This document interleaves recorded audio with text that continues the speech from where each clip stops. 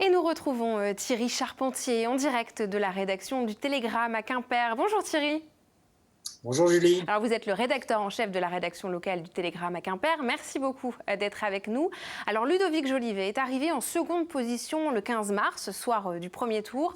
Devant lui, la candidate de la gauche Isabelle Assy et derrière lui, la candidate de la République En Marche Anne Aiglemeur. Nous revoyons justement les résultats à l'antenne. Le maire actuel se retrouve donc au second tour avec deux autres femmes. Pour le second tour, rien n'a changé ? Eh bien non. On a pu penser fin mai effectivement, on n'aurait pas une triangulaire. On sait que des pourparlers ont eu lieu entre Ludovic Jolivet et Anne Aiglemeur durant 2 journées. C'est vrai que si un accord avait eu lieu, il aurait placé Ludovic Jolivet dans une position très favorable pour le second tour. Mais en fait, le 1er juin, Anne Aiglemeur a mis fin au suspense en annonçant qu'elle se maintenait. Et donc voilà, on aura une triangulaire pour le 28 juin. Est-ce que la crise sanitaire et économique que l'on vient de vivre a fait évoluer les programmes des candidats ? Pas réellement. En fait, tous les candidats rivalisent de nouvelles propositions pour mettre en place des soutiens à l'économie locale. Alors, chacun y va de son mot, hein, comité impulsion Cornouailles, comité de relance, chèque solidarité. Bon, donc, ils priorisent l'économie, mais dans les faits, ça n'a pas grandement changé leur programme.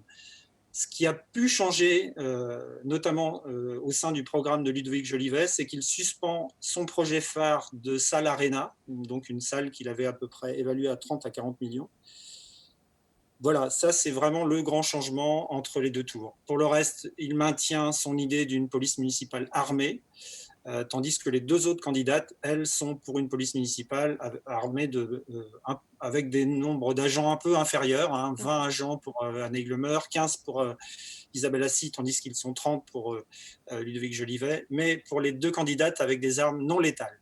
Alors Ludovic Jolivet, le maire actuel, positionné plutôt à droite, se retrouve en seconde position. Est-ce qu'il peut renverser la vapeur le 28 juin ? C'est très très difficile de le dire. On a eu une participation qui s'élevait à un peu plus de 39%.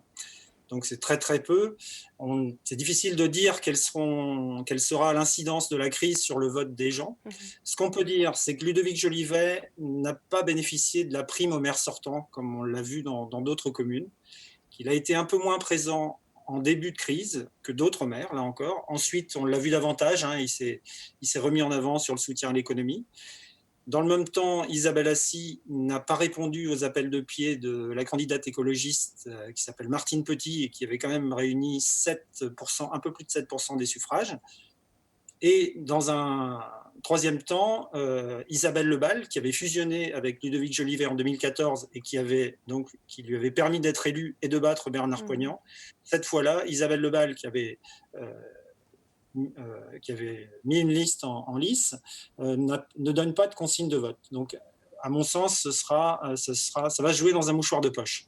Eh bien, on suivra ça donc le 28 juin. Effectivement, ça s'annonce assez avec beaucoup de suspense, en tout cas à Quimper. Merci beaucoup, en tout cas Thierry, pour cet éclairage. Et puis les 3 candidats de Quimper débattront sur notre antenne le vendredi 19 juin à 17h15.